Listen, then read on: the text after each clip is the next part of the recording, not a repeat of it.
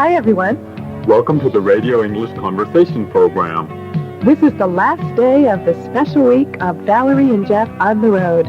We're traveling along the Chuo Line, seeing the sights, and meeting a lot of great people. .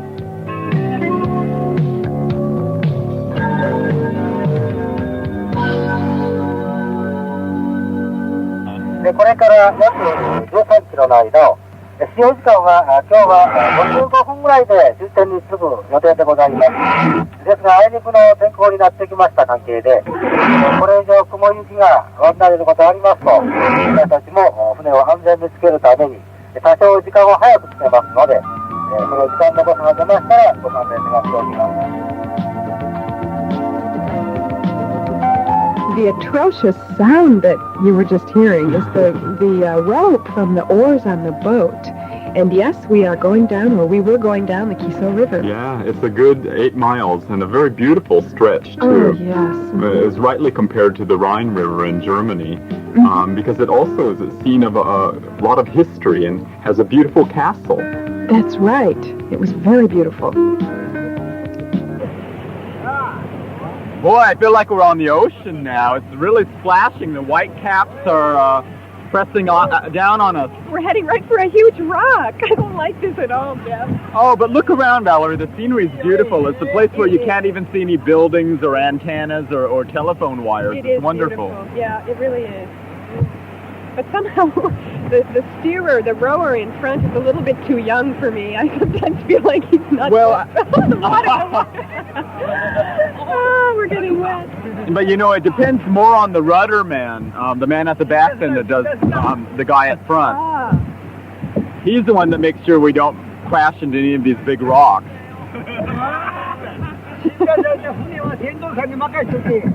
Yokoyama さんは今もやっぱりこういうふうに漕ぐことはありますか？今も。Oh boy, he's in good shape. Even now, he still rows the boat and steers it. But I guess that in the past, when they didn't have such good roads and trucks and things, they had to row the boat upstream as well, and that required a special skill, a knowledge of the river to get it upstream. やっぱりこの川はもう本当にどこでもよく知ってるでしょうね。全部もう川の中のことは全部知ってます。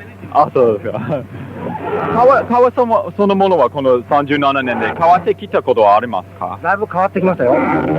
経験年数の浅い人でも振られるようにダイナマイトで壊しちゃった川を。ああ、そうですか。じゃあ楽になったでしょうね。もう昔の川と思えば今は楽ですよ。ああ、そうですか。気楽なもんです。ダイナマイトで。Well, I guess that the river itself has really changed during these years, and that they've dynamited large sections of it to make it possible for somebody even without much experience in boating to be able to go down the river. So it's, I guess, that much safer for us. That's what commercialism will do to any kind of natural spot, I guess. Make it safe and, in a way, sterilize it. Yeah, sterilize it, but I'll tell you, I wouldn't have gotten on this boat if it hadn't been a little bit safer. Oh, hey, we can see the boats going up the river now, up by truck on the road.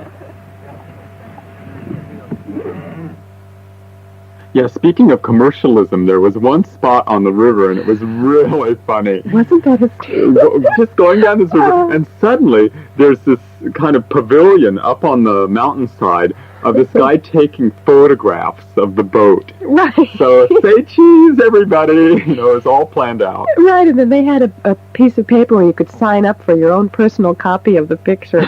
It was hysterical. Yeah, they don't miss any tricks.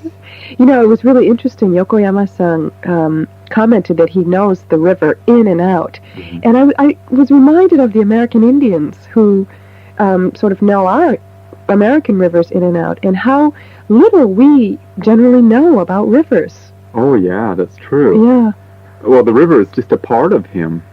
Yeah. Yeah, he's been on the river since he was, a kid. In fact, the boy who was steering the boat, he was a boy, only 16 or 17, mm-hmm. and he just decided to do it because he wanted to do some different work. That's right. In contrast, there was this older man Remember that guy, that passenger that was sitting near us, who seems to have been on that trip time and time and time again, and he loved it equally each time, I think. Yeah, he could have been a tour guide himself. He knew it so well. Yeah, he was fun to be with. Well, we ended up in Inuyama.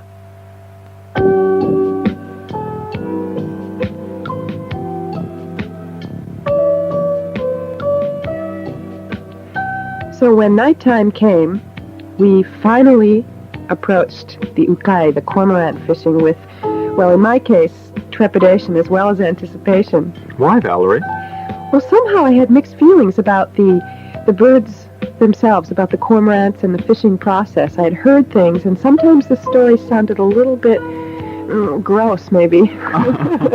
Yeah, I know what you mean, but it turned out to be a marvelous, kind of mysterious experience. Yes, definitely. Beyond my imagination.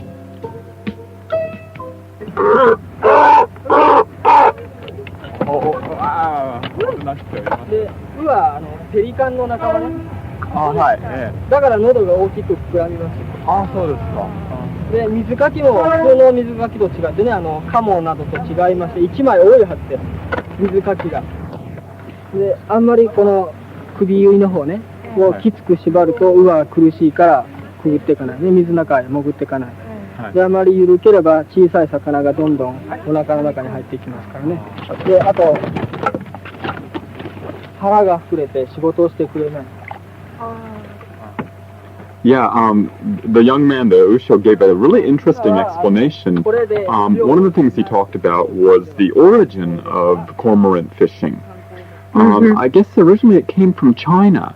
Right. A fisherman or someone like that was watching the cormorant and noticed that the cormorant vomited a fish, and that the fish was whole, that it was in good shape. Yeah. So that's where they got the idea of it.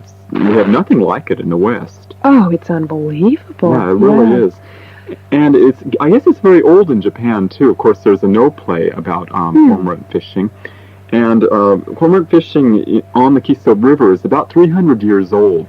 But there was a time during the Tokugawa period during which it was interrupted because the daimyo, or the lord of that area, decided that he was a devout Buddhist and decided that this was bad to kill life in this way. Do you remember when it started up again then? I guess it started just at the beginning of this century in the Meiji period. Right, okay. Yeah, this Usho had a lot of interesting things to say. What I found particularly interesting, especially for such a young person, was that the Usho make all their own tools. Remember that? Yeah, even the baskets, right. The baskets that the birds are kept in, that the cormorants are kept in, and the fishing rods or poles themselves, which are made from very special materials. Whale tusks, for example. Oh, that's right. The whale tusk is brittle outside of water, but inside water is very flexible. It won't break. It'll never break, he said, yeah. And even their clothes and things, including that interesting pointed cap. Yeah. Which is dark because of the reflection on the water, which frightens the birds. Apparently the cormorant is a very sensitive bird and frightens very easily. Yeah, and I guess these sensitive birds die young.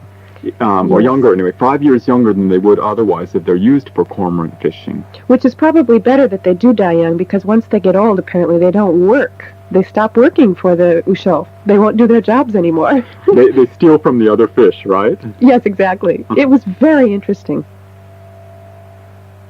Isn't this great, Valerie, being here in the evening like this? Oh, it's wonderful watching the lights kind of start to come on here and there in the mountains. Even on this boat, we're sitting on a boat on the Kiso River, and it's a whole different feeling than it was this afternoon. The lanterns and are lit on our boat, and in a way we're having a candlelight dinner here. Really, it's romantic, don't you think, Valerie? Well, I don't know if I'd say romantic, but it certainly is mysterious. Mysterious. Yeah. Really mysterious. It's really fun. And we have ayu, we have sweet fish here, and in a little while we're going to watch the cormorants catch fish. Yeah, that I've got to see to believe, though. I mean, I can't imagine catching a fish with a bird. Yeah, it does seem kind of like a strange combination, but I'm really fascinated by it. I've been reading a little bit about it, and it seems very interesting.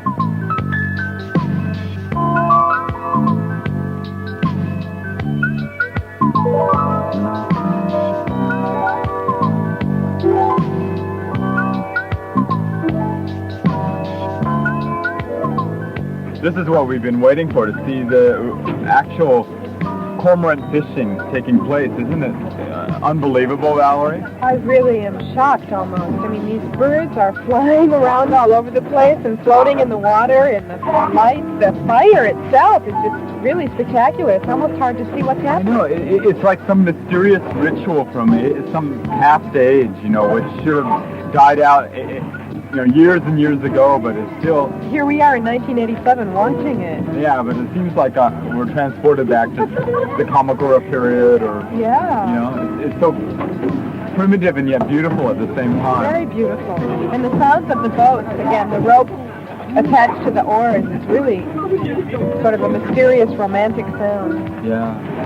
It's dramatic. That's what... It seems like something of the drama of life, these cormorants which are caged all day, just let out at a certain moment, right deep in the night with this fire burning. And you can't help but wonder, though, if they aren't suffering and if they aren't hurting.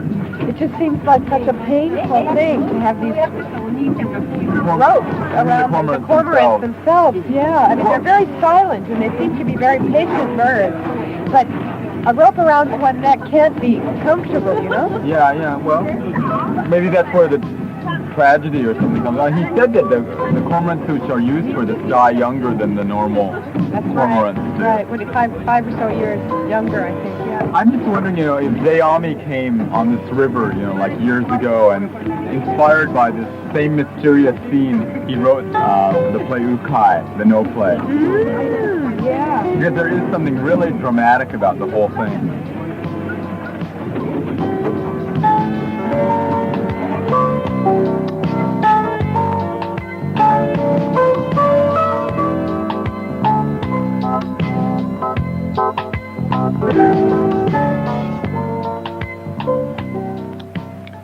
Well, it really exceeded all of our expectations, didn't it? It sure did. I don't know if our excitement and interest came through, but it certainly was something that we could never experience in our own country, that's for sure. Yeah, it was like a waking dream. Definitely, like a waking dream. Yeah, in fact, there were a lot of special moments all along the trip, weren't there? Oh, there sure were. I think, well, it's hard to find the highlight, one single highlight, but Jeff, your song really still rings in my brain. In a good or bad sense? Oh, I'll never forget it. How's that? I think it was wonderful.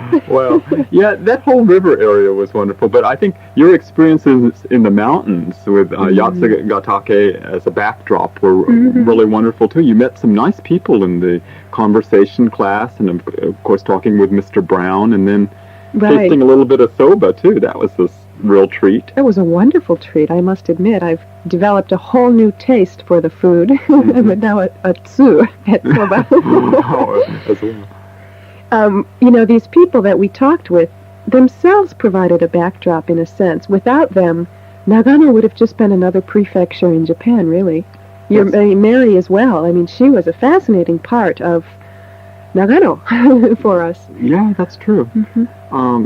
It's the people, and of course they're part of the situation too, much more maybe than they realize.